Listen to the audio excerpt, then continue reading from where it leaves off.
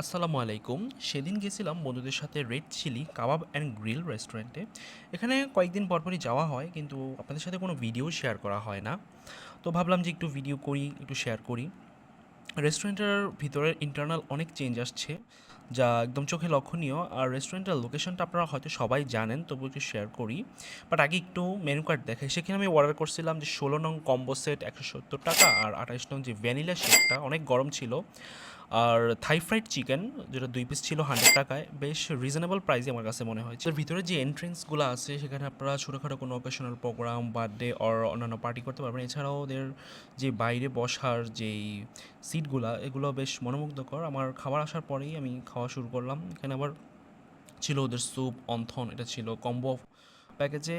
আর যেই বাকি খাবারগুলা, যেমন এটা কিন্তু আমার চিকেন ফ্রাইটা আলাদা ছিল, সেটা 100 টাকায় মোটামুটি অর্থই ছিল। তো আমি এখানে আবার ওদের সসটা ছিল অনেক ঝাল, এই যে ভিডিওতে দেখতে পাচ্ছেন।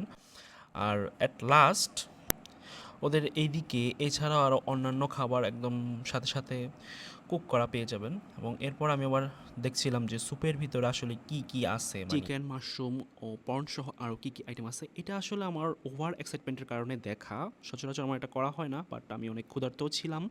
এরপর কিভাবে স্যুপ একদম তাড়াতাড়ি খাওয়া যায়, সরি, এজন্য আমি একদম বাটিতে চুমুক লাগাই দিছিলাম, এই যে এখন দেখবেন।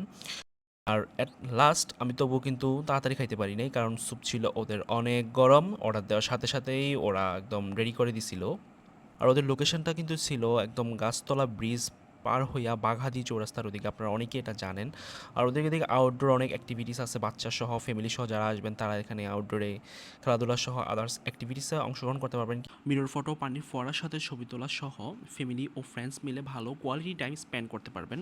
রৌদ্রোজ্জ্বল দিন থাকার কারণে আমি সেখানে কোনো অ্যাক্টিভিটিসে কোনো চান্স নেই নাই। আর ওদের দুইটা এন্ট্রেন্স আছে। অ্যাট লাস্ট আমার যে মিল্ক শেকটা আসছে, ওইটা ছিল একদমই পারফেক্ট, একদম মাইন্ড ব্লোয়িং, খেলে কলিজা ঠান্ডা হবে এমন।